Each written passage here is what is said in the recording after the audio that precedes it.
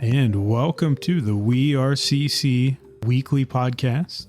We are on episode number 38. It's so close to 40. It feels like only yesterday we started this. I think it was probably January, Config. I know you weren't on the crew yet, but I think you were hopefully listening. Of course. Feels like a lifetime ago at this point, right? Honestly, everything in crypto just it makes me feel so much older than I am. Crypto time just goes by quickly. Checkity check. I hear you. I did hear you on the Discord side. I don't know about Reddit. So I know everyone's really excited to hear about FTX this week, or maybe not excited. Truly, I know how it feels to lose a lot of money on something that by and large is out of your control. You know, you trust a project, an exchange, a whatever, because even, you know, in FTX's case, they were one of the largest. They were extremely active in a lot of different spaces with marketing, with regulatory engagement. It just, you know, no one really saw the depth of how degen they were. No one saw that coming. And a lot of innocent people had to pay the price for what sounds like some really scummy actions by SBF and his team at FTX. And that's just alleged. So please, no one sue me. But it just sounds like there was a lot of things going on there that shouldn't. And even as lightly regulated as crypto is, it sounds like a lot of this was probably illegal.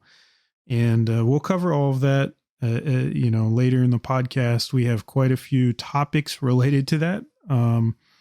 I think for now, maybe we just check in a little bit on where the markets are at right now. We look at Bitcoin, talk macro. Mm-hmm. So, okay, give my view weekly. We got a dump to 15.3, then a recovery 18K, then back to the original dump, you know. Just forming a little range here at least. I'm expecting that high at 18K to be swept, and then retrace back, just form a range basically. Yeah, if you were to put a chart up of Bitcoin and you were to go back to that last huge dump we had in mid-June, that was that first time that we wicked down into the 17K range. If you were to put a box around that period all the way up until last week, you would have found that the price that there's kind of like a support range between 18,000 and like 18,500. That price bounced off of quite a bit until last week. And then when it closed under that, it actually did retest that box that price had been trading in for months and months and months. And it rejected pretty firmly. One of the highest volume red candles that we've seen this year.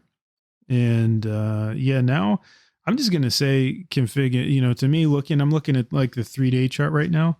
Once we reject it off of that, I just don't think it looks great. I mean, we're basically under every key support level we would have wanted to stay above. And when you zoom out to the multi-year chart and you look at the value ranges, which is where there's the most interest, including institutional interest, it buying at certain levels. We've kind of dipped into that gap range, which, you know, I think a lot of people are now wondering, hey, you know, now that we're in that range, does that mean we're going to drop down to the bottom of that, which I think is what, like 12K, 13, 12? Like I got a lot of NAC POCs lined up in that range, so might be convenient from points of view. And you're and just keeping in mind, some of the audience may not know what POCs are, but you're talking about points of control, which I believe the definition is just the highest traded price in terms of volume within a specific range, right? Yeah. If you get a daily POC, you know, you get a daily POC. If it hasn't been touched after that day, you consider it a NAC POC. And that's the principle. Okay. Yeah, that's something that a lot of traders will use because there is, there's a lot of ways to look at charts and indicators and the underlying data. But one of the ones that is kind of popularly used, which, both he and I were just referring to, is that point of control, is that value range, is the price volume is what I call it, which is just essentially based on the price, how much volume was traded at, say, 18,500 or at 17,000, right? And that starts to paint a little bit of a picture on where you might find support or resistance levels on a chart. Because if a certain level is traded a lot, that probably means that either algos or institutions or some big players have an interest in it, in either buying or selling at that range. And, combined with some other data, you can use it to potentially build a trade around. Yeah, exactly. Yeah, but now what happens also is when you enter a range where you're missing, let's say there's just not a lot of interest. Typically, people worry that means it's gonna drop through or fly through, one way or another. It's gonna move through that range into the next area of interest, whatever that price is. So, for me at this point, I'm just gonna say my confidence once FTX. Once we saw this FTX meltdown, I don't think the contagion is done. Just like Luna, it kind of took weeks to play out, perhaps even months in a way. FTX was so integrated into so many different markets and communities and companies. And I mean, just in so many different ways, I don't think we've yet seen what the contagion's full extent is, meaning that there may be more downside. We don't know. And so I would say, mm-hmm. I agree there pretty much. Yeah. Thing is, we're not in a support zone, yet. I am not buying here personally. I'm looking for a longer term range. If it forms, if it doesn't, then keep dropping. No, it goes to like 12K. Yeah, I'd wait for a range there and eventually buy at that range bottom. And if that ends up being a reversal, then fine. Yeah, even in a normal, I'm still DCAing. I'm not going all in, of course. Check. You're getting me on Reddit? Yes, sir. All right, I'm gonna turn myself up on Discord. Okay. Beautiful. I think I figured out what it was. Okay, cool. Yeah. Yeah. So we were just talking about, I think we were actually just wrapping up this segment on Bitcoin, essentially to say, at least Config and I, we both think that there's a potential for more downside. We kind of explained one of the reasons why that is. And I think the other is just, there's a lot of unknowns, right? There's your normal bear market. And then there is the third largest exchange in the world having a complete meltdown. The founders fleeing potentially with a lot of their money. We just, too many unknowns. And when you're talking about that size, billions and billions of dollars, it's not something that you can kind of unwind in a matter of days. Those kinds of things can take weeks. So for me, I'm being cautious. I will continue to DCA, but I am being very cautious. I do think that this FTX event is going to probably extend and lengthen and deepen the bear market for sure. Oh, absolutely agree.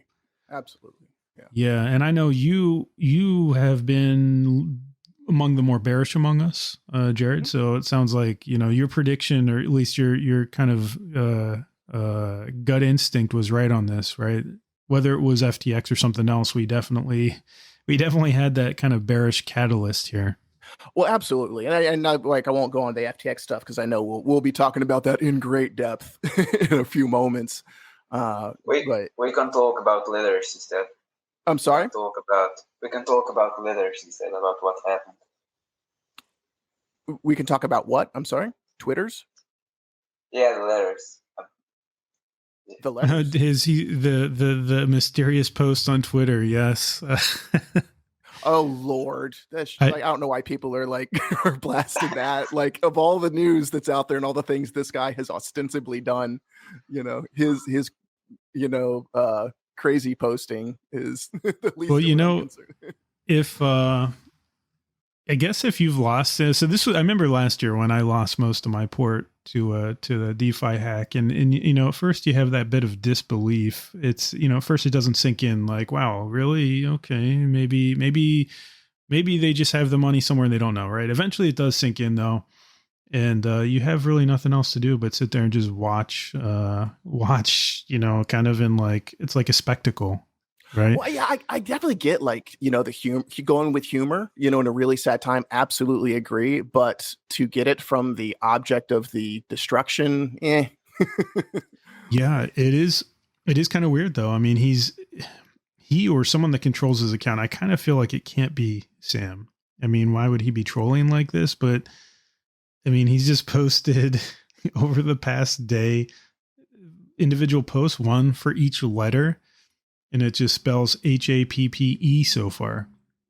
So happen. I guess it's got us talking about that instead of like all the absolutely horrible things this guy's been. Again, ostensibly nothing's proven, but I mean, of all the evidence out there, it looks pretty bad. Yeah. No, this has been crazy. Yeah, there's a lot. So you're right though. We will get back to the FTX stuff, but let's talk about some non-FTX stuff. No, fair. For a few minutes. Yeah, for the bullish case, for the bearish case, it's weird because I'm a bear in some sense and a bull, like short-term bull, long-term bull, short-term bear. And I think I'm absolutely with you guys. We could see lower lows in BTC. And that's also what, amongst the few coins I'm picking up at the moment. So, yep.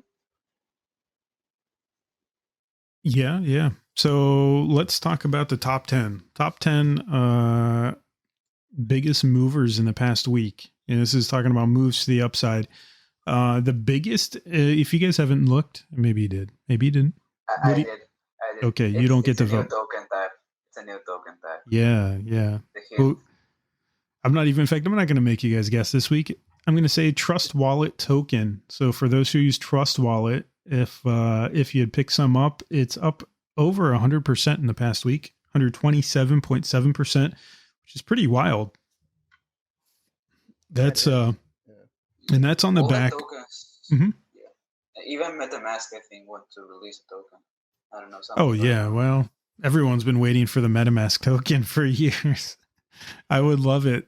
Give me a token based on how much ETH I've lost buying NFTs. I'll be a billionaire. I'm gonna sound like an annoying like Bitcoin maxi and be like, why do we need these project tokens? So I can dump them. No, I mean, exactly. No, exactly.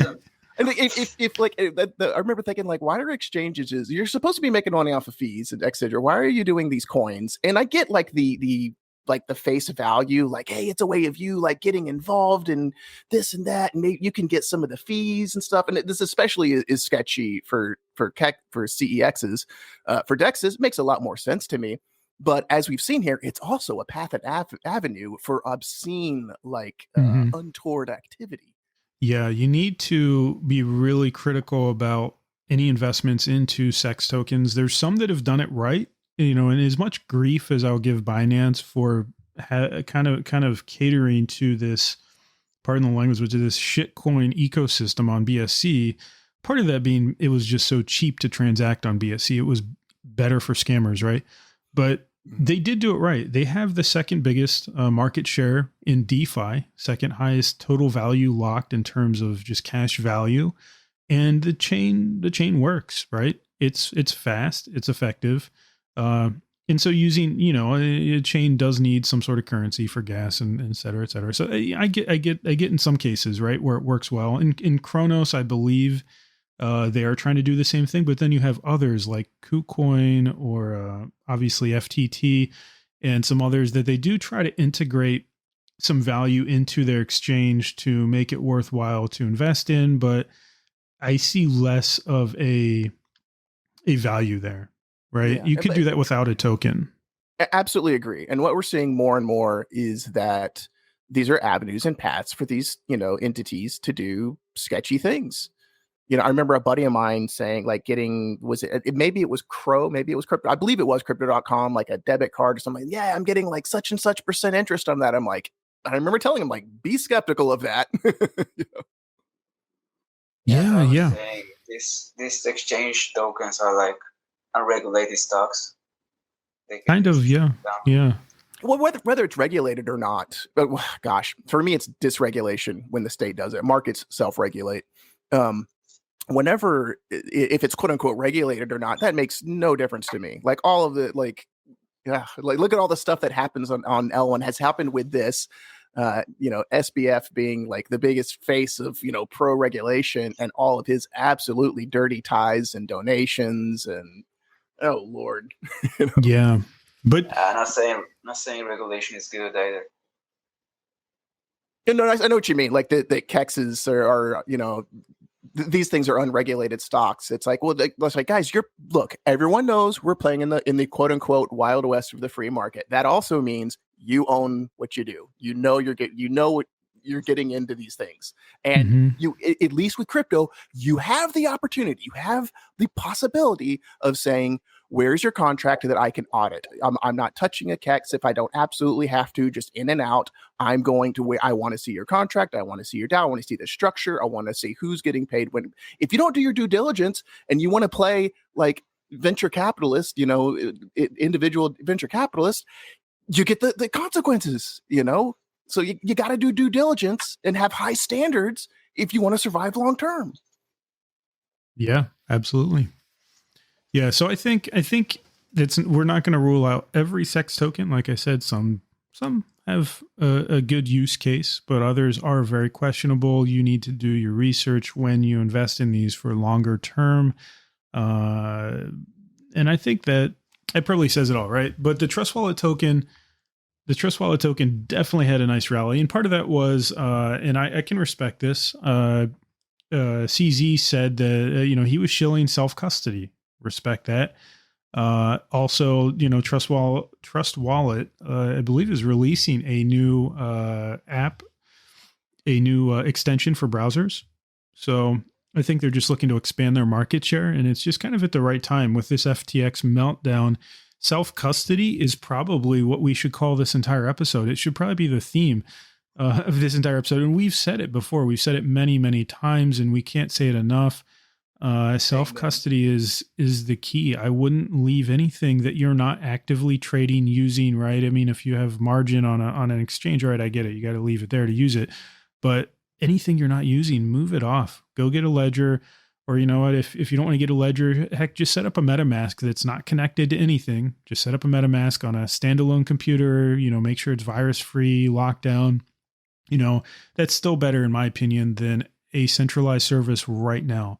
And as if to really emphasize that point, did you guys see the news that Crypto.com supposedly accidentally sent $500 million in Ethereum to the wrong wallet?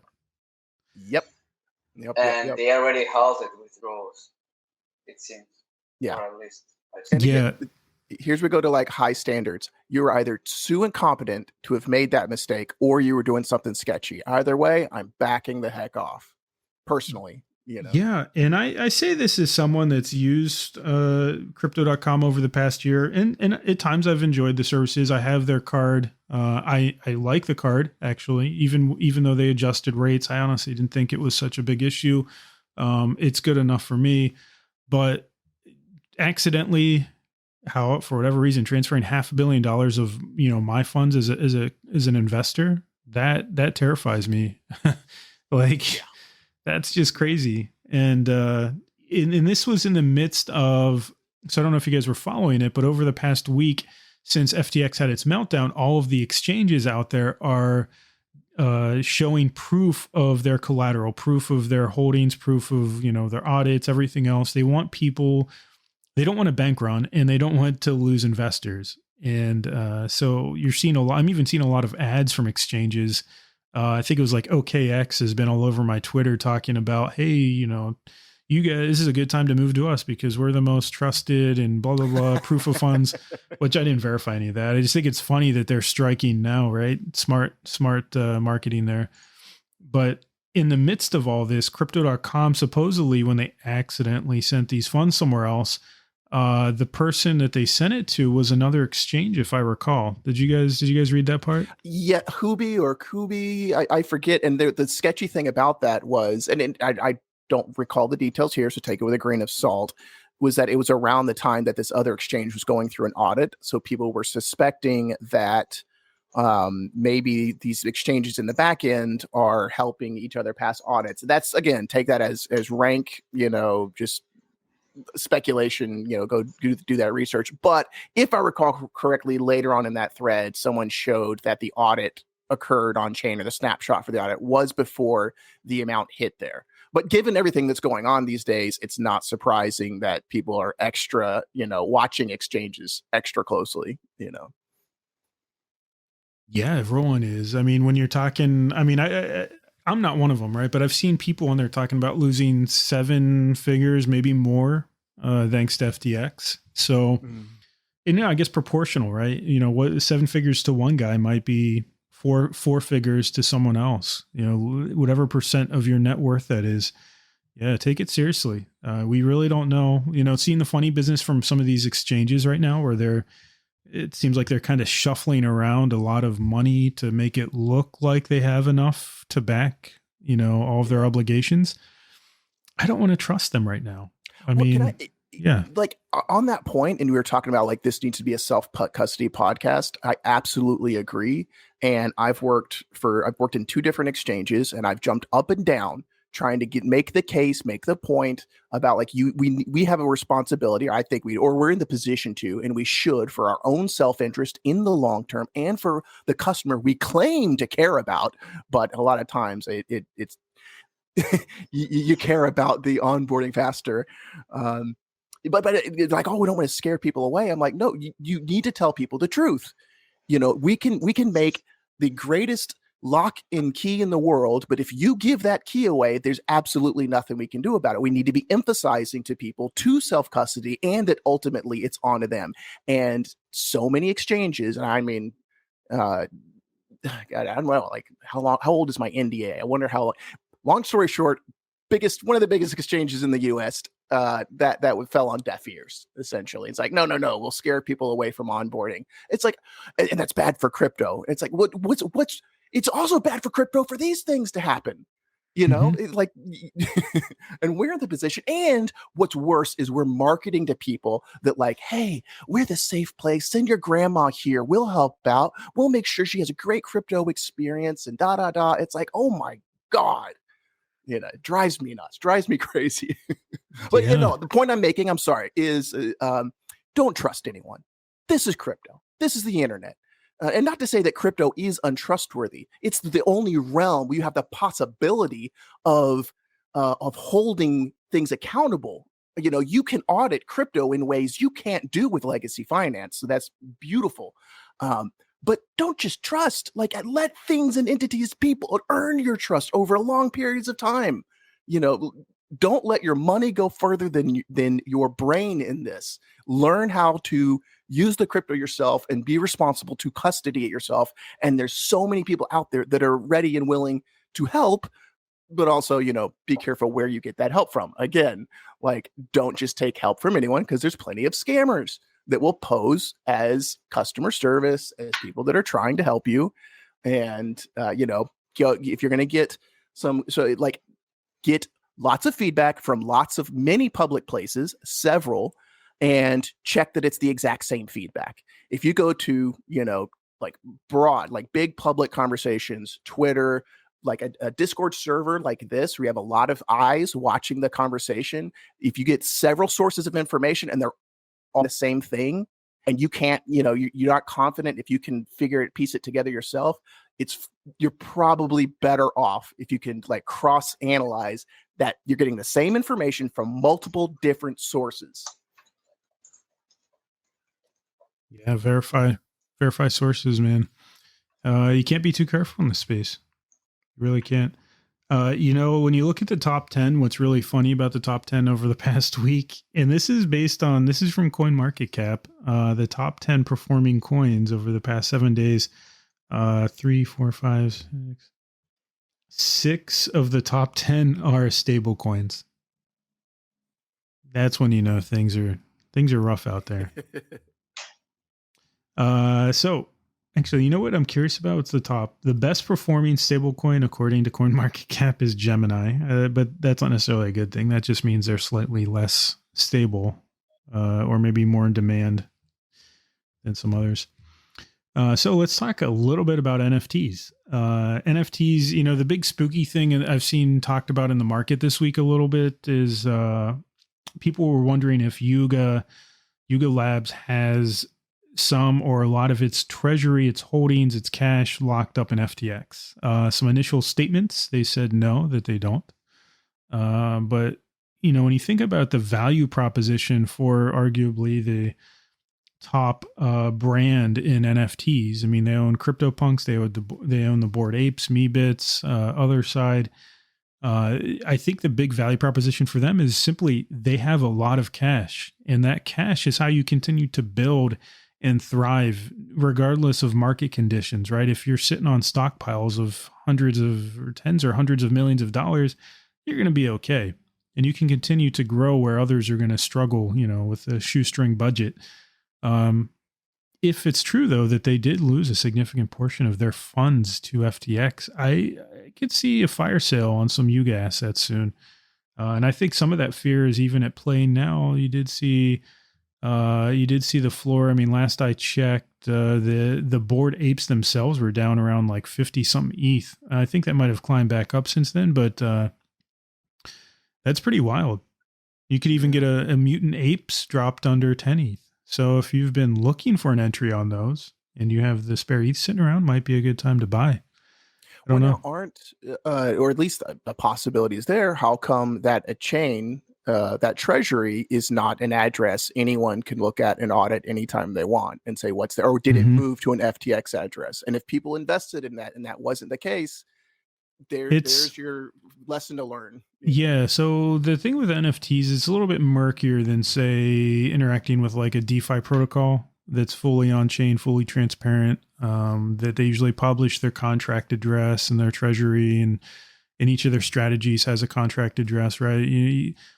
It's different for NFTs because you got to think like Yuga is really essentially a corporate entity, and they have a lot of outside investors from Web2 and corporate America. And, sure, but you can incorporate as a DAO. It's been done in Vermont. Oh, you can. Right? You can. And with a DAO, now you can have an on-chain, like explicitly stated treasury. Or worst case scenario, no matter what, they can always say to the public, here's the address of our treasury. Here's where the funds are. I 100% agree. We had an AMA with Fry's DAO a few months ago. I remember. Fry's DAO. Yeah.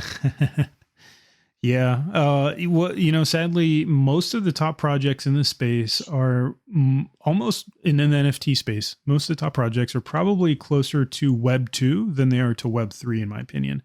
They do leverage the blockchain. They do leverage ERC NFT standards for their tokens. And of course, they do ham it up a little bit, you know, playing up the Web3 piece. But the reality, in my opinion, is that a lot of these are successful and get funding because they have backers from the Web2 space, because they apply a Web2 corporate type formula to what they do, from marketing to fundraising and all the, you know, other goodies that go with it. I would love to see the day when more Web3 native, crypto native projects enter that space. When you see someone like, and you know, so I know someone's going to write a comment and tell me why I'm wrong, but when I think of someone like Beeple, right? Beeple that did digital art every day in and out for how many years before he really just took off. And he didn't start off by having a fundraising round with a bunch of venture capitalists, or, you know, hiring some, you know, or partnering with some big legacy corporate brand like Nike. That's not how he started. And I want to see more of that, more organic growth out of Web3, not out of Web2. I mean, Web2, that's just because of where we are, I think, right? Maybe the NFT space wasn't mature enough to do and achieve some of these things on its own. So it kind of leveraged that Web2 playbook. Well, and you have this situation where like a group is going to settle to the lowest common denominator, and those that break from the pack that to offer standards that the market isn't demanding or asking for can stand to lose. If I go to all this effort to do on-chain treasury and show and stuff, but people are rewarding the ones that do it the quicker and easier way that'll also allow them to potentially do sketchy things or do incompetent things and not get called for it, then I could be the one that loses in the marketplace. So like it's that's why I'm in this game of like raising the standards of the market of the market players. Yeah, I would love to see that. You could join the Ape DAO and make a proposal about that. Now, I do think that DAO operates transparently, but that's not. I'm pretty sure that's not taking into account all of Yuga's funds and resources, right? I think that's just a very specific entity that technically is just partnered or affiliated with Yuga Labs. So neat. Yeah. Well, on the DAO thing, like I'm working on building up my own project and DAO kind of thing. So I'll like got all these ideas about the way governance should happen. There's a part of me that's like, okay, well, do it yourself. Yeah. Yeah, there's a lot of people building DAO solutions in this market. I've seen a few good ideas over the past couple of years, especially since DeFi summer, when the idea of a DAO, from then to now, the idea of what a DAO is and can do has rapidly evolved. And I'll be excited to see what it looks like by the next bull market. But there's still a lot of challenges you get in trying to kind of decentralize or automate some of that decision making in an organization. Yes, I think the answer is proper like alignment of incentives and accountability. Like I just interviewed this guy for my tech show, and he's building a DAO. He's using our smart contracting language and building a DAO in his it's awesome podcast, like crypto OG. This guy actually, like, not that I agree with the risk he took, but ran a Tor dark market, got caught. This was before the whole Ross Ulbricht thing, went to prison for it, got out, thankfully still had his crypto. Anyway, long story short, like he's like, yeah, DAOs are the way to go, and working on building that. And his DAO idea is your share, every time a vote comes up, you get so many like tokens to represent like your base investment share. So if you own 50% of the company or the DAO, you get 50% of the vote tokens, and those tokens are only good for that vote. Now you can take those and go to the marketplace and sell them. So being able to sell your vote under the premise that the market is like the invisible hand of the market is the smarter entity and the better way to resolve conflicts and things, yada, yada. It's an experiment, but I'm like, that's those kinds of solutions that rely on variables we can predict that have worked tried and true over time. That's the stuff I'm really excited about. Yeah, actually, what you're talking about is interesting. It kind of reminds me of bribing, which they do have in some DeFi protocols. There's bribery markets, secondary markets that you can exchange votes on, and this kind of evolved as a extension of the VE token model, I believe, which is where you have basically your voter escrow in a project, like your portion of the voting power. And you could go somewhere and someone say, hey, I'll give you 1 ETH if you vote for this, whatever it might be that you're voting for, and then. Yep. Well, and if you think about it, people can already do that. And with, politicians and stuff, like the world we live in now, it already happens. Presidents may bribe people with their own money so back to them and stuff. So it's like, let's just bring it out to the marketplace and have a conversation about it, and like make it overt. Like it already happens. Let's just acknowledge a lot of people are very lazy in the space. Honestly, a lot of people just want passive income, even if they have, say, an active strategy that they're using in Curve or, I don't know, Maker or Compound or Aave, whatever it might be. A lot of people don't want to go and check it every day or do things or vote in governance. They just want to earn some money passively. Totally agree. And in that case, it's like, let me just sell my vote share and make even more money. Yep. That's like 90% of the people. Then we got the other 10%. Well, and I'm sympathetic to that. like I don't think everyone should have to show up and vote. Like you're actually, if it makes sense to you, if you see the argument, the case, if you're interested in that topic, then yes, show up and contribute to that. But I respect that some people may be conflicted, may not be sure, may be uneducated, and then they've got things in their immediate life they have to worry about more than going and getting educated on this thing they may or may not have any practical influence on. It's like the quote unquote voting is the solution. Maybe is one of those things that can be like a big distraction for people and give people the idea. And it can be depressing to think like, oh, well, this is the only way I can make a change. It's like, oh gosh, no, there's so many better ways you can make the world better in your life than thinking that's going to do it. Yeah. So time to move on to FTX. I know we've basically talked about it a bunch already, but let's go ahead.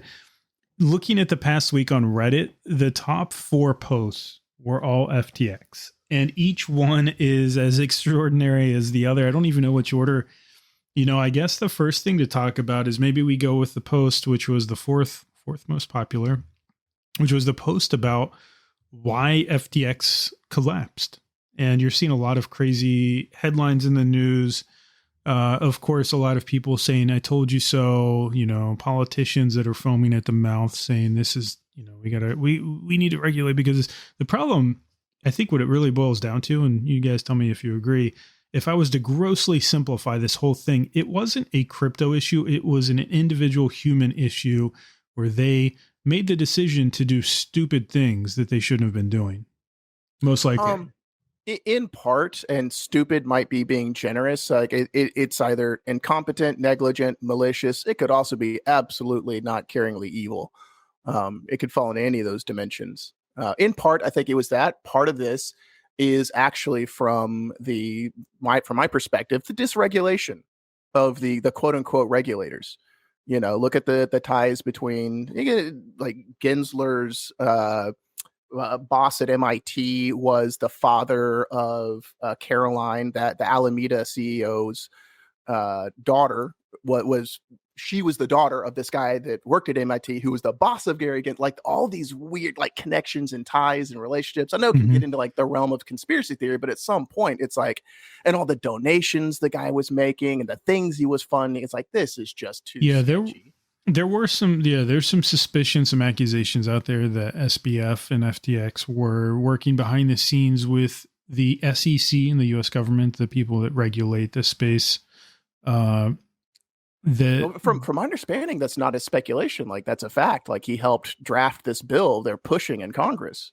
Well, yeah. So I guess where the way I'm going to phrase it, though, I think semantics are important here. There was definitely meetings. There was definitely a relationship. SBF even testified in front of Congress, right? None of this is unusual. Obviously, he had an agenda. I think the part that would be speculative is that behind the scenes, they spent the past few years kind of crafting this entire collapse of FTX, to bring regulations to crypto or something, right? That's the part. Oh God. Yeah. With that, I'm like, I don't know about that. To me, that could just as easily be incompetence. Like there's a level of like the conspiracy theory stuff where I'm like, no. This doesn't have to be like some malicious, like, actor in the deep dark, like pulling strings. It could just be just like you have the invisible hand of the marketplace, you can have the invisible hand of violence and the things that it does, and ignorance, incompetence, and malice. And it can act in a similar way. So it could just be like a coincidence of all these compound, negligent, malicious, or evil acts that have that effect. Yeah. Without it being like, oh, there's some dark, mysterious figure, coordinating this, Yeah. It's, I was watching a interview with George Carlin for fellow boomers out there who know who he is. He's a pretty funny comedian, but he also had a lot to say about other stuff. But he was talking once about these kind of conspiracy theories in the government, and the way he worded it was that a lot of these conspiracy theories aren't because these people are in back rooms secretly meeting and there's some secret cabal running the world.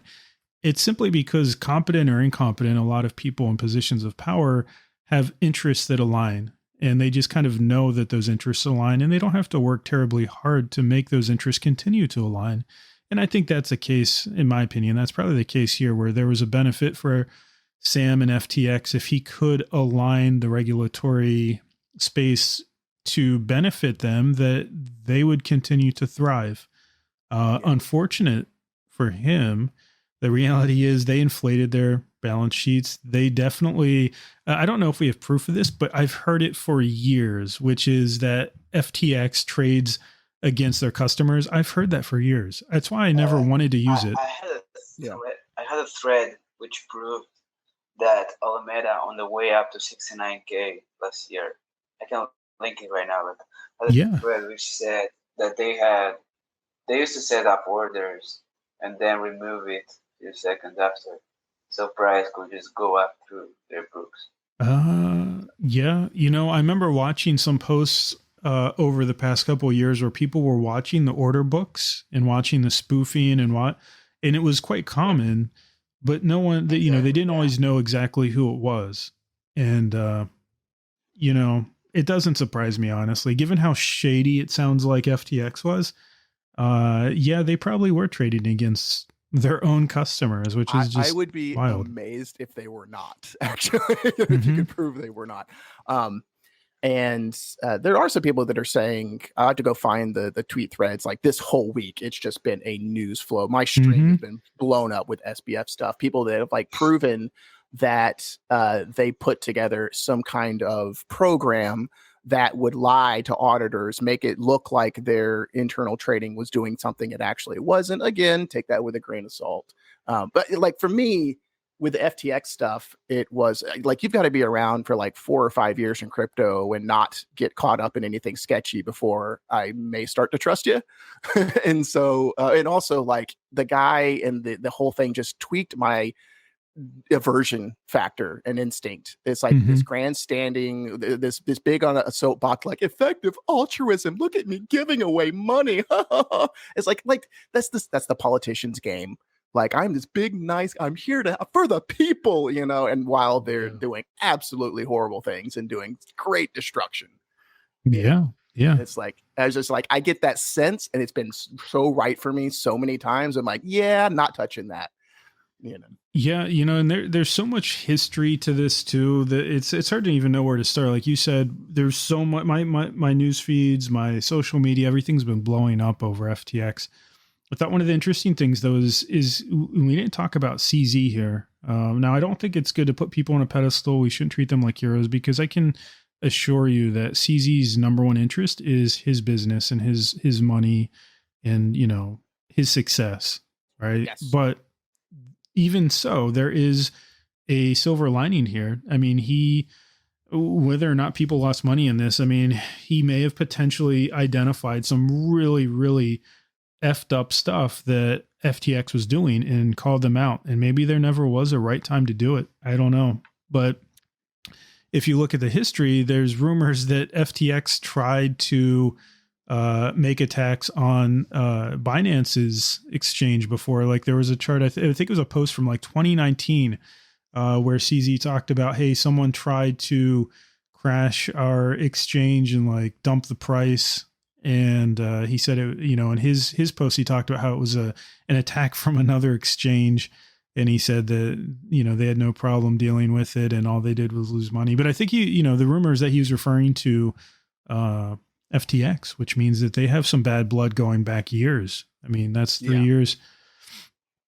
Yeah. Well, and I saw a tweet of someone who claims to have worked under FTX and revealed like some dialogue between them. And it seemed like, SBF was pretty abusive at times in their dialogue. And again, like all of these mini claims, again, not entirely substantiated, who knows, of like this revenge kind of attitude. Like, you do me wrong in the space of the place, or don't do what I want and I'm going to punish you.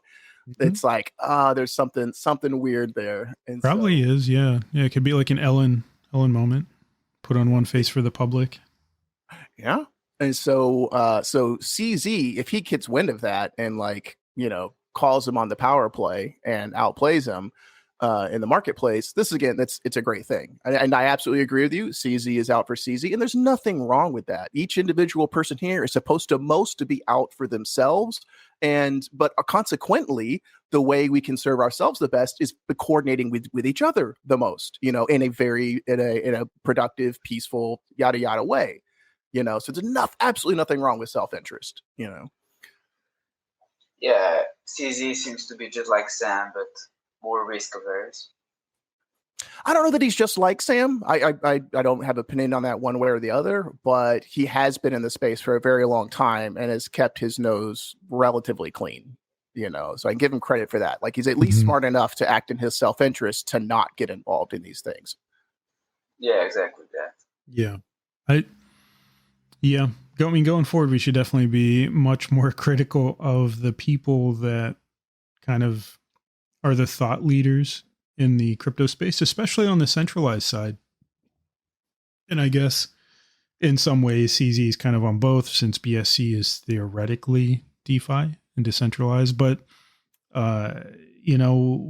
someone like Sam was spending so much money to make himself look good, so much PR and marketing to make him look like this really generous guy. And I know that's a fundamental of business, but,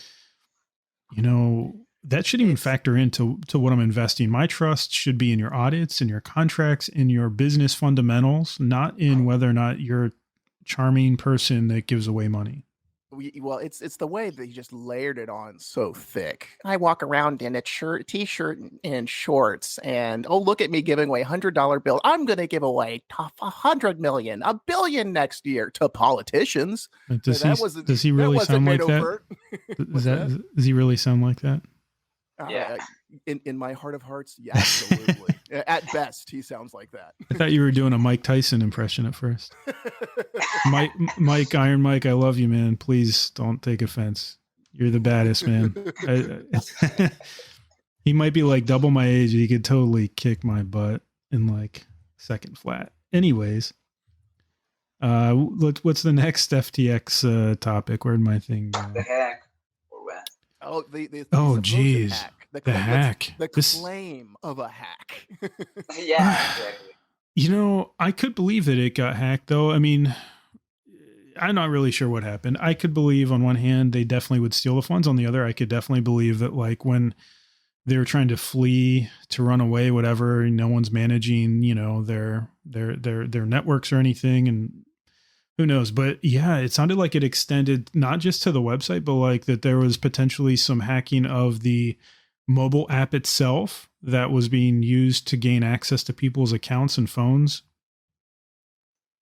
Again, those are all claims. We don't know the case. If we're gonna play the game of like, this guy looks like he did all these horrible things, we're gonna be like, we don't know if that's true. Let's do the same thing with this claim of a hack. It's a claim of a hack, and we don't know what happened.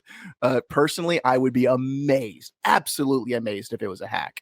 And I've seen people claim that, like, up to like 9 months ago, this guy had the groundwork laid there to have all this backdoor stuff done. Again, claim, ostensibly, yada yada. My money, you make me put my crypto on it, and it's absolutely inside. My, again, total opinion, no proof. Yeah, no proof, but the funds were definitely moved, and I think so. One of the things I read was that FTX essentially had no Bitcoin, or at least had no Bitcoin left, and they still have a lot of outstanding obligations. Now, if you layer that on top of that, this hack or funds stolen, whatever it may be. So another few $100 million gone. I think this really is just saying that there's a good chance a lot of people aren't going to get their money back, or they're not going to get all of it back, which is sad. I mean, that's absolutely a shame. When it's the third biggest exchange in the world, I can only speculate how many people are impacted by this, but this just keeps getting worse. It's like I wake up every day and I'm like, I can't even think in my brain what would make this more stupid and worse. Is somehow the world proves me wrong. Like they find a way to just exceed my expectations. And well, hopefully, again, it's a silver lining. And I'm sorry for anyone who's been negatively affected by this. I have personally too, as well. Like, even though I didn't get involved in it, my bags are absolutely bleeding painfully because of the market effects of what's happened here. But I'm sorry for anyone who's lost far more substantially or directly in FTX. But in the long term, it's like, okay, yeah, we fell down, we skinned our knees or broke our arm. Let's learn how to avoid that in the future. Like the only way to make better of this is to learn from the lesson. And I really hope it does. Like at the very least, people appreciate decentralization. When your exchange, your smaller exchange, is keeping its treasury or keeping its funds on FTX. Like it seems like a lot of these projects and places were keeping their treasury on FTX. That's centralization. That's a point of failure. Like this is, and if you've been in crypto for more than 2 seconds, I know you've heard the word decentralization. So I'm less sympathetic if you if you jump into it. You know, it's not even just the crypto space it's affected. When you get to that size and you're doing that kind of marketing, there's a lot of corporate entities and government agencies that had money sitting on FTX. I saw somewhere someone was talking about the Ontario Teachers Retirement Fund. I think they had was it 30 million, 100 million? Maybe it was like 100 million.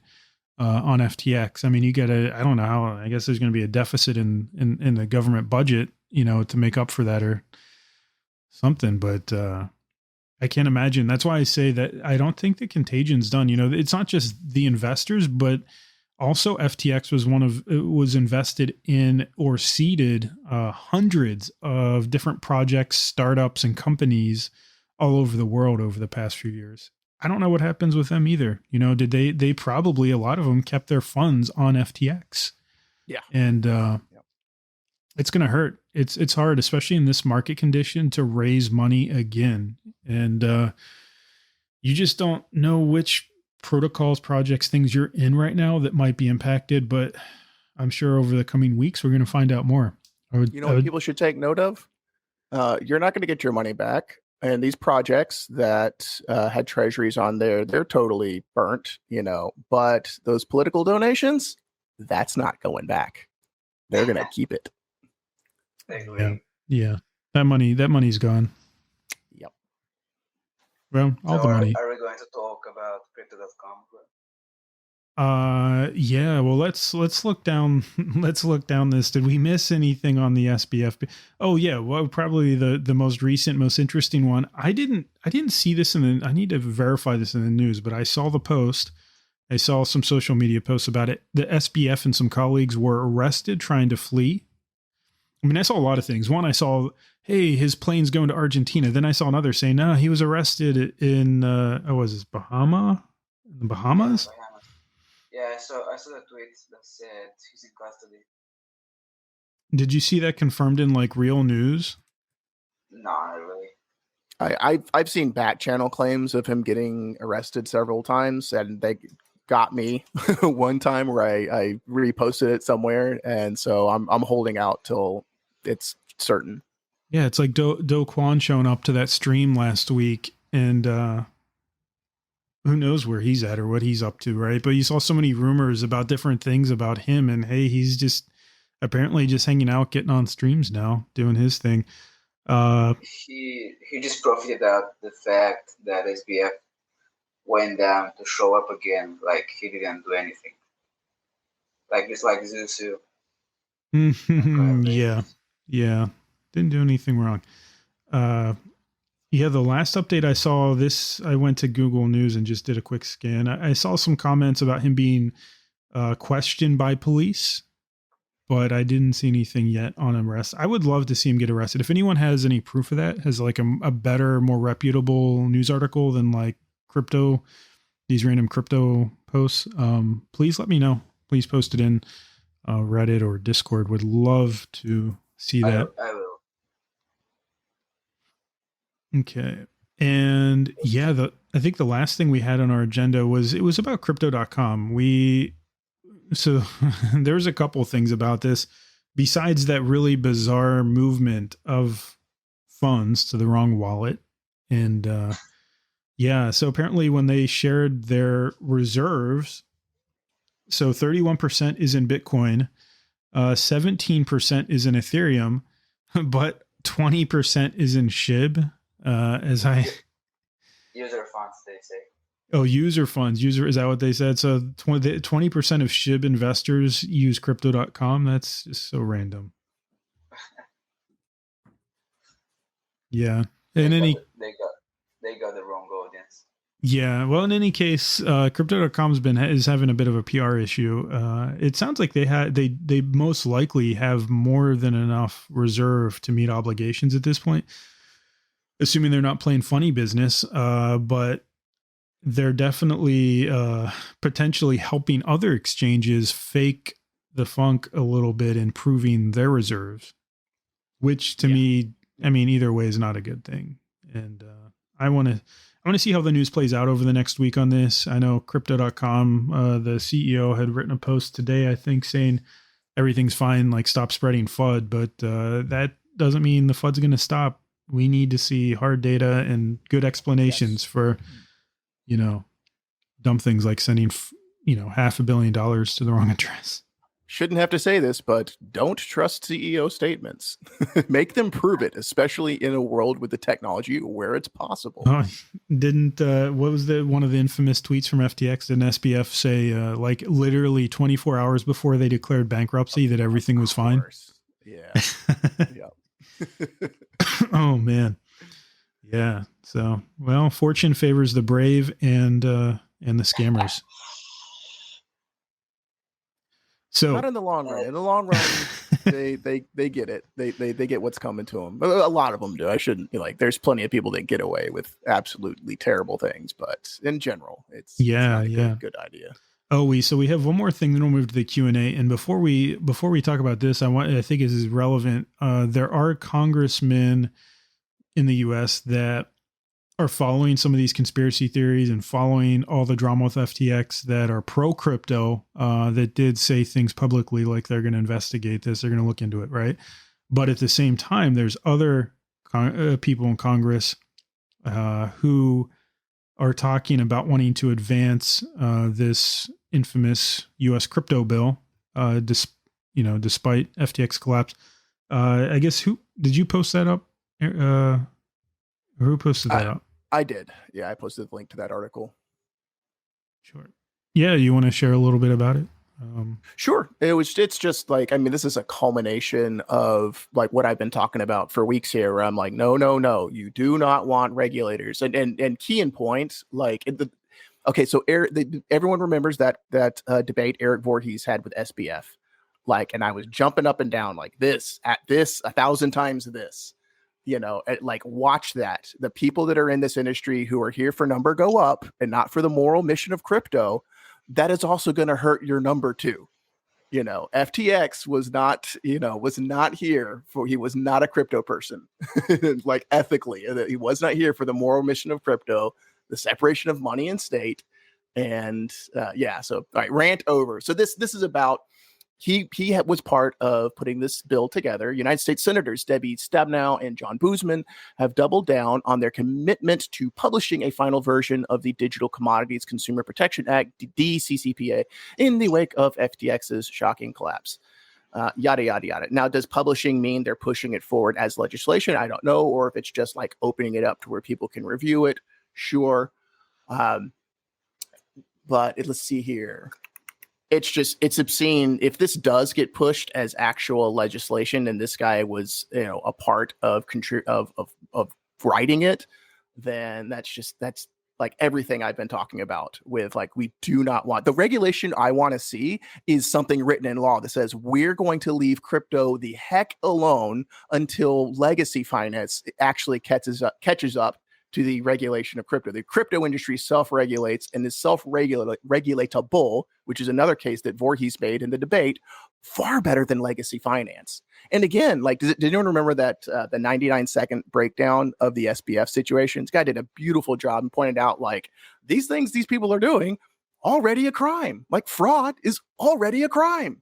We don't need more legislation. We don't need more books or more laws on the books from it. This feels like what happened with crypto this year, which is like TradFi, but 100 to 200 years ago, just at the start of the cycle. It's what? I'm sorry. He's So basically, he's saying is an early stage asset class that we're going through a lot of the pains that the current banking industry went through as they started to modernize. A few generations ago. That's what I'm And saying. and I think that's true. There's a maturity that comes with this size and growth trajectory that crypto's been on, and in a lot of ways we have matured, but in some other ways we clearly haven't learned our lesson from past mistakes and past cycles. And also I do want to put an element of it onto the regulators too. So I know we debate the merits of regulation, and I don't want more just to have more. But maybe if Gary Gensler had at least, or the SEC at least gave some clarity, or at least did things like, say, approve an ETF for Bitcoin, maybe people wouldn't be using things like FTX as much. Maybe people wouldn't be as degen as much, I know I've brought up Bruce Fitton before, and I'm gonna bring him up again here. Great guy.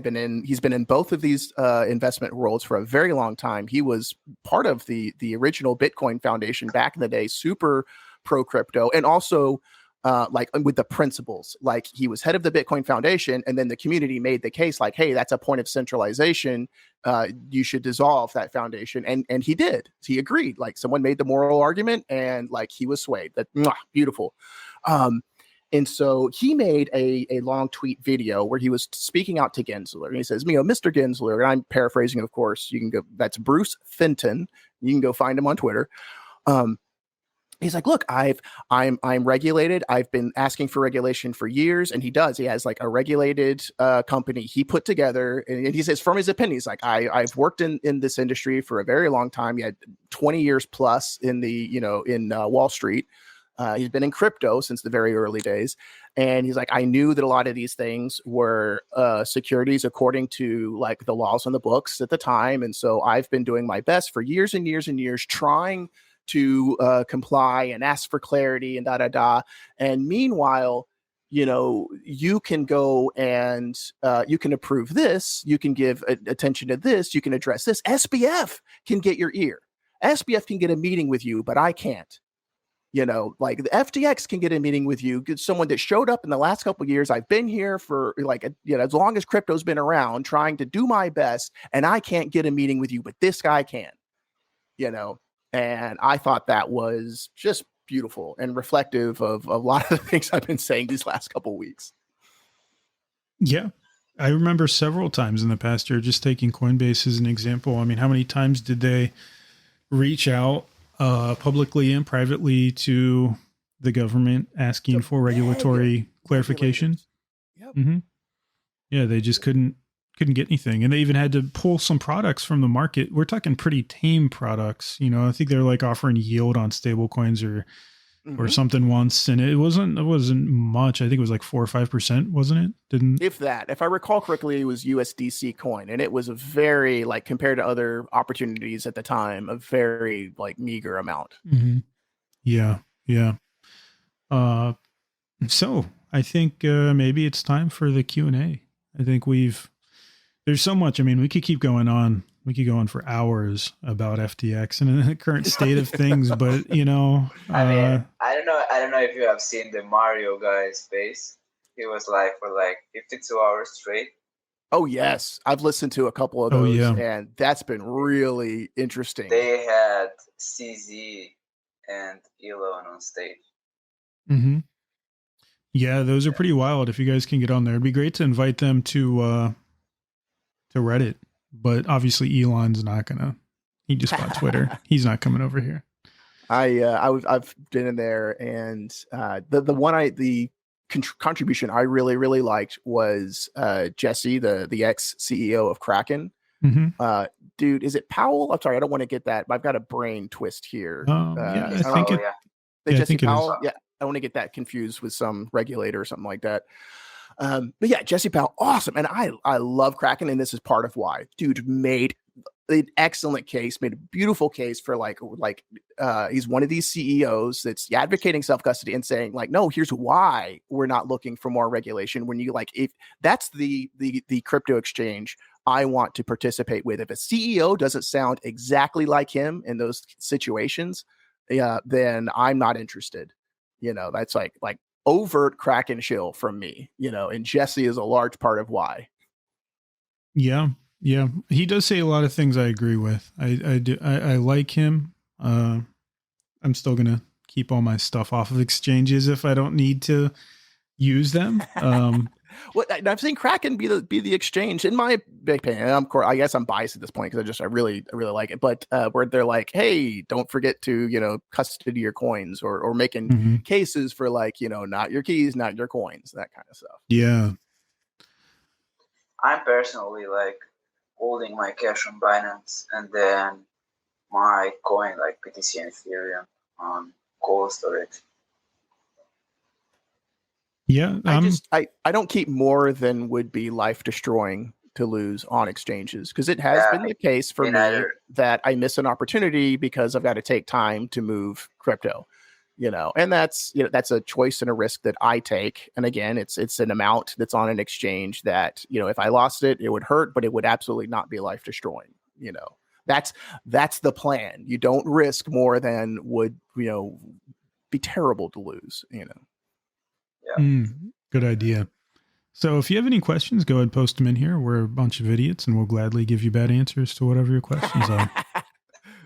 I'm scrolling through, I see a lot of interesting talk about the waiting music at the start, which ends up in talking about Beethoven and some interesting stuff. Okay, cool. I see one where someone has asked, I have a question for everyone in the live chat. Do you agree that the WEF, that's the World Economic Forum, and SBF created a very elaborate psyop to generate absolute FUD in the minds of the populi? That's basically what I think about all this. WEF puppeteers needed to make people even more dependable on the corrupt system of fake money. I still trust Bitcoin as freedom from financial and social slavery because a code is numbers.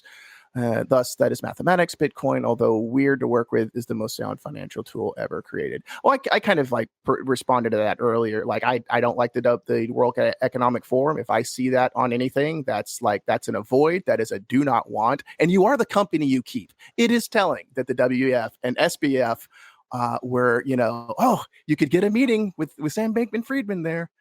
That, and then what's the other thing? ESG that's been put on, environmental social governance. It's just another one of these things where it's like a bill like that politicians draft. They've got the creepiest BS names, like the Economic Freedom and Protection Act, that goes on to destroy it. So that's why I don't think you got this weird cabal of people. It's the consequence of a bunch of individuals with either negligent, malicious, incompetent, or even evil actions. Do I think there was this grand conspiracy? No, I just think it's the consequence of unaddressed, undealt with bad stuff. Yeah, that's fair. That's fair. I think you would agree with Capitan 157 comment on Reddit. Sounds like you're kind of guy or lady. Where's this? They're talking about some similar stuff. You have to scroll down.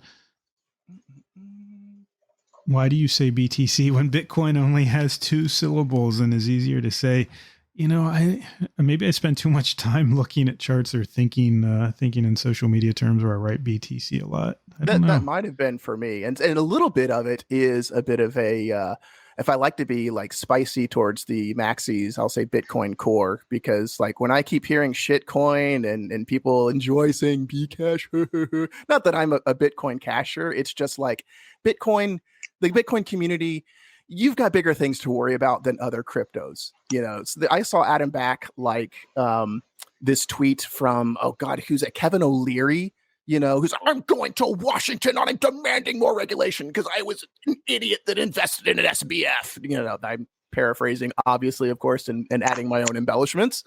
But I saw Adam Back like that, the head of Blockstream. This guy's going to go to Washington, demand regulation. It was his responsibility, his money. No one put a gun to his head. Be a big boy. You got plenty of dollars to So I can't even say this name. WHHSHCHD. I don't think that's a word at all. But they gave an example of a case where I call it a governance token. There's probably a better name for it at this point. But 1-inch in their ETH gas refund system, and it refunds a percent based on the amount of 1-inch tokens staked. So it is kind of a clever idea. I'd have to see if it's actually worth it, depending on the entry, I guess, how much you paid for it. But man, I'd love some gas refunds. Let's see. Yeah, to the people talking about how they're broken, or they're broke because of FTX, that they lost a lot. Really, truly, I know exactly 100% how you feel. It gets better over time, and there's no easy way around it, right? You may or may not get some funds back, at least in your case. I know mine are gone. I know the hacker that stole mine, then he got hacked too. So he doesn't have anything. We don't have anything. But FTX may still have some funds around to give out. And in the meantime, the best you can do is, one of two. Either you double down, you be very careful going forward, carefully manage a new portfolio, slowly accumulate. We are at the bottom or near the bottom range of a pretty awful bear market. And so the prices on things are very low, which means by the next bull cycle, whenever it may be, and it could be pretty far off. We really don't know. But at least, you're getting respectable entries here, dollar cost average in. But your other option is walk away. If it's too much of it, if you're too stressed, there's no point in obsessing over it. Move on and save yourself the stress of being in the space longer. And I think that's sometimes the best choice. I see people that it really hurts their mental health, and they really try to fight through it and work through it to try to make something, and they never quite get there. But their mental health continues to deteriorate. They don't sleep. They stress too much. They neglect their family, their social life, whatever it may be. It can be kind of probably similar to what gamblers go through. Don't go down that road. If you think you're going down that road, you can even get professional help. Absolutely. Yeah, there's nothing to be ashamed of. It is a problem, and it's a common problem. But at the end of the day, you got to take care of yourself. Your health is more important than crypto. Amen. Absolutely. Some wild comments in here. You can take a break, maybe it's forever, maybe it's for a time, but yeah, you got to put yourself first. I've seen, you know what? That's something I've seen a few people do, which is they're saying they're waiting for a clear floor to be set. And that might mean you're going to miss that first 20, 30, 50% gain or more. Mm-hmm. But it's a lot more comfortable to say miss more downside and just make smaller gains than it is to rush in and wonder if you found the floor yet. Yeah. Yep. Well, hey, actually, you know what? I just thought of an argument for really taking care of yourself. And I don't mean this in a cliche way. Everybody says like taking care of your mental health. But if you we know that trading has an emotional component, and our emotions can be manipulated, can sway us in different ways, things like that.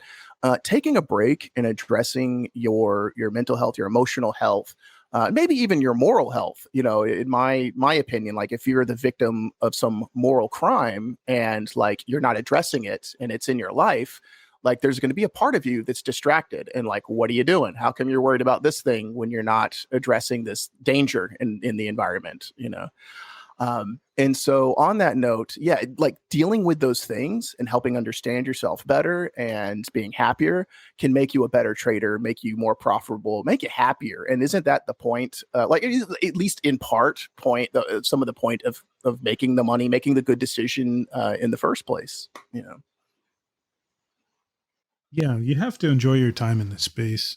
You really do. If you're not having fun making friends, it's okay to be stressed once in a while, but yeah, if it's just constant stress, forget it. I'd be gone. Yeah. Yep. See, someone asked why CZ didn't just quietly sell their tokens instead of announcing it, and I think the person that responded had the right answer, which is to start the bank run. It was a power play. It was a political move. He figured that would what happened would happen.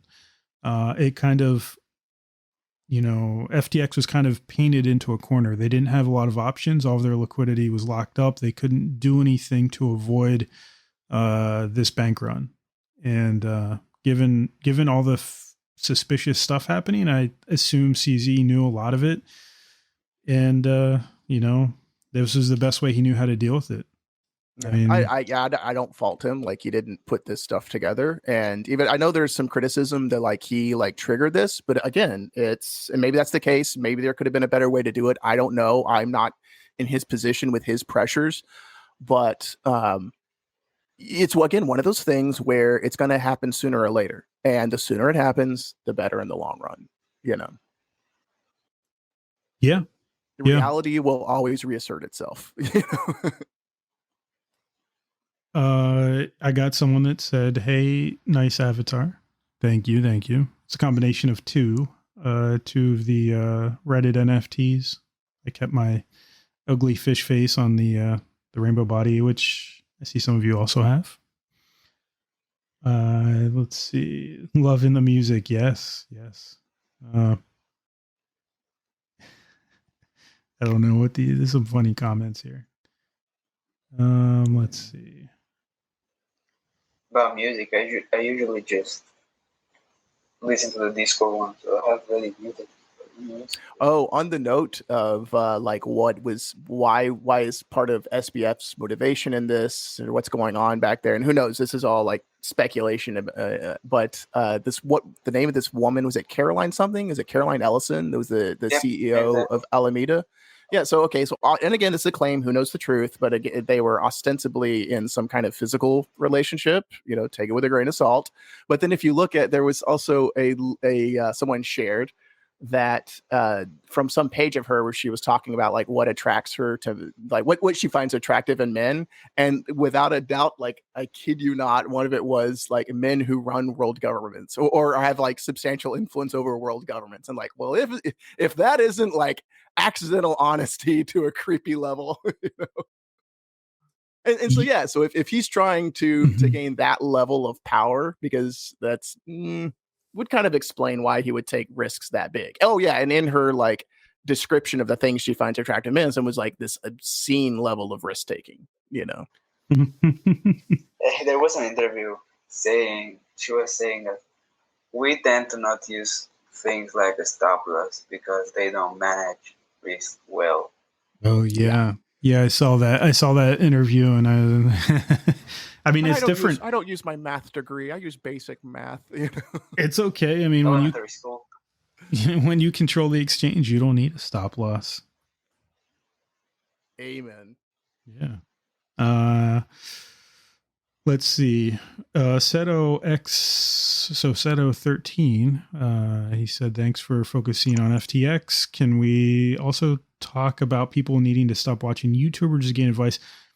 I'll say this, and it's not really a YouTubers thing as much as it is a social media thing. There's a lot of bad advice, really bad advice. It could be TikTok, Twitter, Reddit, YouTube. I don't know, anywhere.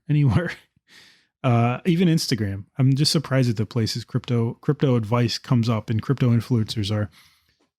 Be really critical about who you listen to. One of the reasons that I like, we have Tom Crown on here. He's part of the podcast crew, and he's very active on YouTube and TikTok. But one of the reasons I work so closely with him on a lot of things, and that I'm a big fan and respect him, is because he doesn't do shills. He doesn't take paid ads. He doesn't go and, like a lot of these guys dump on their followers. Tom's focus is on the market structure, the analysis, market commentary. I mean, he has a couple paid endorsements, which are clearly identified. Like, I think there's a couple exchanges that sponsor him and he does trades for them. Right. But there's nothing like a token that he's dumping on people. And that's what a lot of these guys, that's how they made their money the past couple of years. And it just kills me when you see people, and I don't, I'm not saying good, bad, or indifferent, but people like BitBoy who would take paid sponsored ads. They'll talk a little bit about the coin, and then behind the scenes, they would get paid in that coin. Now, to make money, of course, they're going to have to sell that coin. So they sell it usually at the top because there's a lot of hype when something first launches, and it dumps on everyone that was just buying, right? It's just a bad look. And I don't think it's a good business long term. That's why a lot of these influencers now in the bear market have either disappeared or get a lot of crap every time they post online. So yeah, my opinion, focus on the fundamentals, focus on the underlying technology, focus on the kind of guys and ladies out there in social media who talk about the actual technology, the actual science, the actual progress within the space, and they can talk about individual projects, but it can't be from a just one time, sponsored ad kind of thing. That's not, I'm not about that. You know what? The more I think about this, I want to really get on the soapbox about do some self work. Again, I know there's so many communities and places where that sounds like a cheesy kind of thing, but like the more you understand yourself, your motivations, your own psychology, the better of a relationship you have with yourself. People can't manipulate your emotions like this, and you'll have some self-respect, so that when you buy into a token that someone told you was a good idea and then they dump on you, you get out of that relationship, because you're not going to let someone play you like that. Because it just kills me how often I see people like make apologies for those things as like, oh, it's just self-interest, he's smart to do that. It's like, that's the sociopath's gambit, that it's the smart thing to, like, I don't know if that's rank fraud, but at the very minimum, that's like aesthetically unpreferable, let's say. And so, Yeah. and on that note, like if you have, maybe you're addicted to like the anxiety that comes from the highs and the lows. I worked in the gambling industry. I worked in casinos. Like, I've watched this, I've seen it. I never partook in it myself. But people get addicted to that high and that low, the anxiety of having their money on the line. It causes a cortisol dump. And if you're addicted to a cortisol dump, you can notice that about yourself. And you ask yourself, like, why do I keep coming back to this stressful situation? Like, really try to get at the root of that. And some books I've read that I really appreciate in this. I hope you guys don't mind the shill, but given the context and how many people are suffering, I really want to get this out there. If you have addiction issues, read The Realm of Hungry Ghosts by Gabor Mate. He's like an international expert on addiction. And in that realm, he's pretty awesome. He's had decades of experience in Skid Row, so we're talking like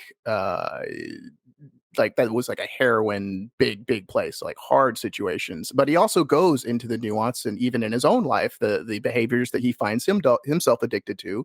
For him, it's oddly enough buying like classical CDs. But anyways, that's The Realm of Hunger Ghost by Gabor Mate, to understand like addiction and where it comes from and what to do about it, that kind of stuff. And it doesn't turn it into this like it's just a chemical thing and there's nothing you can do about it, or you've got to take a pill. It like gives you some practical steps. But on that note, if you're looking to get into therapy, like there's a book that goes into some really great evidence-based different modalities.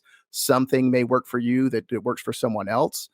Or you know what I mean? Like, not everything, the same thing's not going to work best for everyone. And so to understand the options out there, instead of just going to any old therapist, like look for what you might want best for yourself, is The Body Keeps the Score by Bessel van der Kolk. That's a great book. Goes over some really awesome modalities for addressing those things. And I know like therapy can seem like what's messed up with you that you got to go to therapy, but it's like, look, we take accepted we go to a doctor for a physical checkup and health on a regular basis. Might not be a bad idea to check in on like our emotions, our psyche, our spirit, our inner being, so to say. And if you can't afford a therapist, look into, of course, it's best to get into a relationship with a good professional. But if you're having a really, really hard time, there's lots of numbers out there to call, reach out. And if you want I'm by no means a professional in any way, shape, or form, yada, yada, yada. Self-Therapy by Jay Early is a good introduction book to internal family systems, which is a cool way of like having a conversation with yourself to kind of figure some of this stuff out. Okay, everybody, thank you so much for your patience on that. I'm like, just given how many people are suffering under the current circumstances, I just wanted to get those options out there, because there's nothing when I'm in that situation, I'm suffering. I hate not knowing what to do. And I'm feeling like all I can do is just sit there and suffer. And I know for myself, even if it's just an experiment, when I take a step in any direction to try something, I immediately start feeling better. So absolutely, to like grieve necessarily, you got to feel the feelings. That they're part of their job is to help you learn, but find something you can do that you can get up and keep moving to make things better, or at least trying something. So thank you so much for your patience on that. I've rant over. No, it's not even a rant. It's the reality. You gotta take care of yourself. Yeah. Yeah, and I really believe like going that road will make you a better trader and make you more profitable in all the ways that matter. I'm looking on the Discord side. Hello to everyone. Lots of greetings there. Let's see. So it's interesting food for thought. Exchanges acting as banks is a major problem. At the same time, we want the crypto space, or the crypto space is striving to become functionally banks, right? We're trying to replace the existing systems and infrastructure. But perhaps that is part of the problem, when you think about, at least my bank funding is insured. If my bank, so like the DeFi protocol where I lost my money, if that was insured, I would have been okay. Same with a lot of FTX investors, sadly. If it was insured by the FDIC, at least in the US, and I think a lot of other countries have similar systems, they would have been okay. Well, now you could still have insurance without it being the FDIC. There could have been some kind of community market-driven decentralized solution for that. To the way that's the path I would want to look for. Yeah, there are some independent decentralized options for insurance. Like you can insure your DeFi investments. Now some of them, they only partner with certain protocols, right? So you couldn't excuse me, you couldn't go and insure your Elon moon dog rocket poop coin, but that would be a clue if you can't insure poop rocket. Poop rocket. Why do I know that that's gonna be real if I go look it up? Too much time on the internet, man. It's got to be too much time in crypto. You just know. Someone says, why does CC hate altcoins? I wonder if they're speaking of the CC community in general or of us on this. I don't know. I personally, I've been up here criticizing some of the things I find I don't like about the Bitcoin maxi core world. Yeah, there's different camps. You'll find, depending on who you listen to and where you go, some camps are big altcoin maxi, some are ETH maxi, some are Bitcoin maxi, some are none of the above. I would say the Bitcoin and ETH camps are probably the loudest and most influential in the space. But, I would take it all with a grain of salt. Everyone's entitled to their opinion, and not all the time is it going to be right. Oh, sure. Yeah. This FTX hack was personal information. I believe personal information was accessible. I don't know to what degree. I would say, so one of the tips is you may, if you had or have a FTX account, you may want to, make sure you disconnect anything you had, make sure you remove the apps, in my opinion, right? This isn't financial advice, this isn't security advice, but I would have removed it. And then run one of those checks. You can do checks on your credit score, and you could even do a lock through your bank, or not through your bank, through a credit agency, to keep people from opening, new loans or anything under your name, just to be safe. I mean, just do all the standard checks you would do as if your identity was stolen, or you suspect it was stolen, just to be sure. You don't want to mess around, because if they get your bank information, then you're really in trouble. Someone says, y'all ignoring the Reddit chat for real. I'm looking at it right now. No, we went through the Reddit chat. I'll go through it one more time, but one thing I'm seeing here is someone Soto X or Soto 9, it looks like, in Latin numerals. You are never alone. Pick up the phone and talk to someone, please. 988 has been designated as the new 3-digit dialing code that will route callers to the National Suicide Prevention Lifeline. That is absolutely true. That is a solution for U.S. People in the US. I don't know if the best international options or Canada. This is a global podcast. If there is anything like that, someone let us know, and we'll get that up here next chat or next conversation. But thank you for that. 988 suicide prevention. Let's see. I'm almost in. There's so many. The chat has been so busy the past couple podcasts. It's really, really remarkable. I mean, given the things going on, I would be amazed if it wasn't. Yeah, true. So not for a good reason, but crypto right now is popping a little bit. Yeah. Will Discord IPO before Reddit? Yeah, and now we got Discord and Reddit maxis arguing in Discord. This is great. Look, I'm part of the Reddit crew here, but I use both tools. Both work great for what they are. I'm waiting for. I'm not at. I'm a nomad. I'm not going to be at home on any platform until I can't be removed from it, or I can take the experience with me. So I'm waiting for decentralized open source stuff. Like the tech giants have just burned me too many times for me to be at home on any platform. Someone asked about Pocket Casts. I'll check and see if that's one of the sites we host on. If not, we can look into uploading it there as well. We are on like a dozen or more podcast sites already, all the big ones for sure. So I see Phantasma ask, when will we see a decentralized Reddit and Discord built on the blockchain? I don't want to go into too many details because this is like, actually, I very strongly believe that such things are being worked on right now. I'll just put it that way. Yeah, although I did see, didn't Elon make a comment about something about the scalability of blockchain for what Twitter has wasn't feasible, reasonable at this stage. But honestly, his hands are full with other issues right now. I don't think blockchain migration is on his short list, but I'm sure they're looking into it. I mean, especially given the cross pollination we've seen between Web3, Web2, between NFT and crypto integration already on platforms on Reddit and Twitter and Instagram and darn near everything at this point. It just seems like that's the direction things are going. We just need to get to the point where we have highly functional blockchains that are cost effective, because you have to think how many. I mean, if there's technically a gas fee for every transaction, right? How would you do something to scale? How would you scale something like Reddit? I mean, I can only imagine how many comments are posted every day. That'd be unreal. Actually, like we're getting, I believe, and I trust these engineers because they always underestimate. Like I think we're gonna see like million TPS, like layer 2, of course, like technology's coming, and when you can process 1 million transactions per second, ostensibly, like that's now you can start having social media interactions, on layer 2 at least. Not, I don't think we're ever going to see it on layer 1 in any practical sense or any decentralized sense. But yeah, I don't think we're far from a layer 2 like social media solution.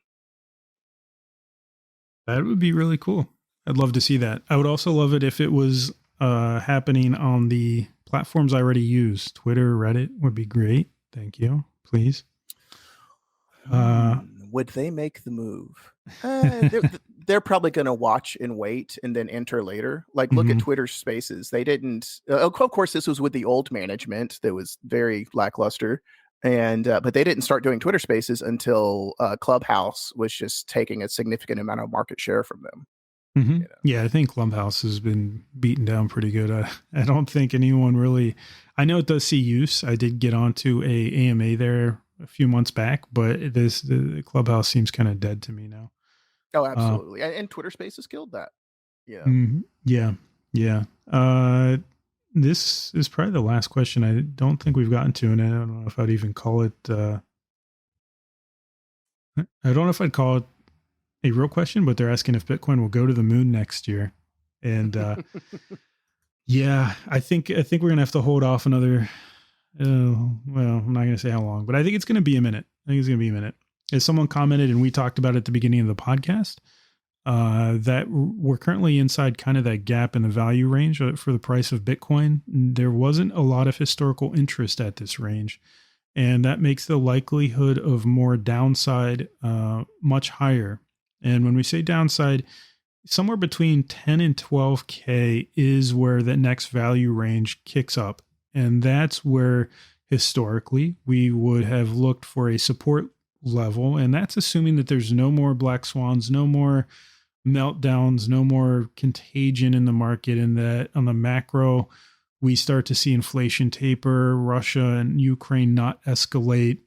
These are all important factors that will, we'll have to see the stars align effectively. Now we are seeing some positive price action recently with commodities, equities, other markets, but crypto unfortunately is suffering from FTX withdrawal, and we're just not trending with markets right now. So until we see the macro climate and the crypto climate kind of realign, it's going to be a little bit sloppy, and I think we may not get down to 10 to 12K, but that's where I would bet on a lot of buyers stepping in if we do kind of trickle down there.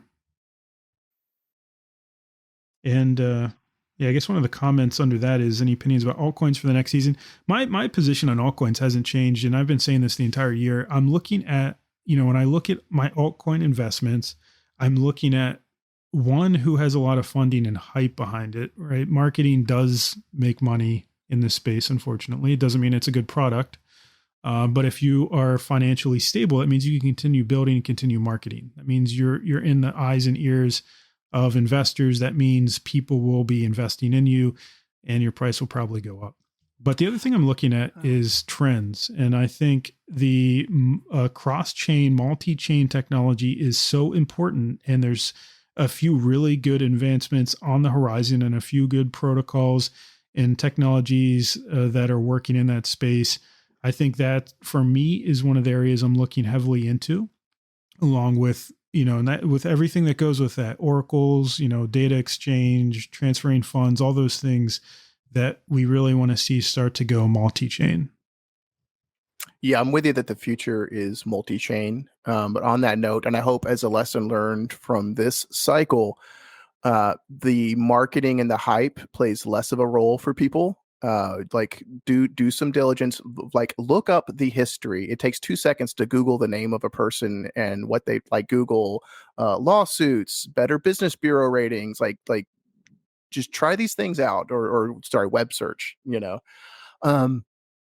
and it would have saved you potentially a lot of money. Would have, like, in my opinion, people would have avoided Celsius if they had taken like the history of that guy's a little more seriously. So yeah, look up the history of the people involved. Look up any bad business rating or any changes of names to rebrand themselves. Like that's a big red flag. So yeah, that's like better due diligence. And look at, if you got a foundation, you've got a cryptocurrency with a foundation behind it. Look at the people and look at the foundations that avoided this mess, that never touched FTX, that never got involved in this, that had diversified, reasonable, conservative investments throughout all of these cycles. Take those things into account, because those are going to be the projects that are here in 10 years. Not the ones that, had their treasury on FTX and are now all of a sudden, really having a hard time, Yeah, good advice. Good advice. Looking through, I think we finally got through all the questions this time. That was a long list. And thank you. Yeah, are not special or unique. Did confirm Poo Rocket. It does exist. So yes, we're late to that one. There you go. You want a prediction for next cycle? Poo Rocket to the moon. Just kidding. And sex tokens, the way you were pronouncing CEX. Yeah. When I say sex, I don't know. Isn't that how it's pronounced? I guess it could be. I have no idea. Kex. That's why. Yeah, that's why I say CEX, because I'm going to say kex or sex.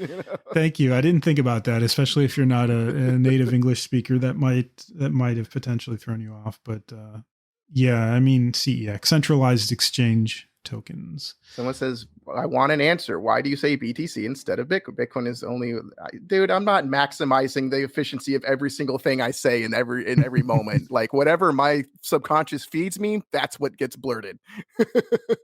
That explains a lot. All right. Well, any parting words, Jared?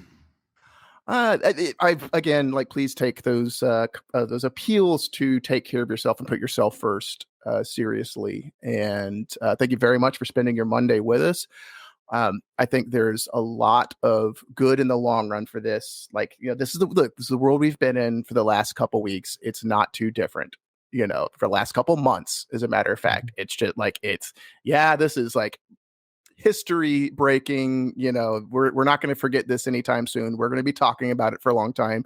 But good grief, for everything else going on in the world, that's just par for the course. Yeah. This is the world we've been used to for a while, and it's like I'm already kind of raw to it, and I'm just like, and look, one thing you can never go wrong with is learning more. And look, if you see the value of crypto, the principles, even if it's just utilitarian and not moral for you, go work in the industry or try to, or get step into it. Find a way where it's not like you buy a token and hope that the person that, or the organization behind that is not going to do something untoward. Get educated, get involved, even if it's a social, like the NFT space for the artist space. If you draw those kinds of things, and gaming is becoming bigger and bigger. So if you like making games, playing games, go to the place, find the places, the people, and there are out there communities where people are using the crypto for the sake of the crypto. Get involved in that, and that's going to be a way of staying abreast of the opportunities in the marketplace. And also, you can't go wrong with getting more educated in crypto. I have personally, that's my opinion, have no doubt it's going to change the world. And those that know better and faster stand to capitalize on that, and not necessarily just because they're holding a token. Yeah. I would say my parting advice to all of you is my favorite thing I learned for slang this year. Go touch grass. Yeah, hearing that a lot these days. but I don't mean grasses and weed, although that's quite okay if that's your jam. Just get outside. If you got a family, friends, whatever, get out of the house, get some fresh air. Crypto's 24/7. It's going to chew you up one way or another. You got to get that break every day from it. So if that's you, if it's you, and you're thinking, I'm going to ignore this guy, please don't. Take a break. You want to be here for the next cycle, not burn out. Don't burn out at this point. There's nothing to burn out on other than a lot of crazy news. Oh, one last thing. When you're looking into the self-help and that kind of stuff, self-therapy, or those kinds of things, it's been shown empirically, and I'm an empiricist, evidence-based guy. A lot of times just, addressing your sleep, diet, and exercise can have a far more profound, substantial, and sustainable effect than a lot of kinds of therapy, and or especially unprofessional personal opinion, avoid SSRIs and avoid the pills. But again, emphasis on unprofessional here. Go do your due diligence, and see talk to professionals, I would say. Yeah. But sleep, diet, and exercise, those are things you can do. I tell you, this past bull cycle, man, I didn't sleep at all, but it was a lot more fun when things go up. Not getting sleep when things go down isn't nearly as cool. Yeah. Oh yeah. Good grief. Yeah. So I think with that, stay safe, trade safe, and we look forward to talking to everyone next week. Love you, everybody. Reach out.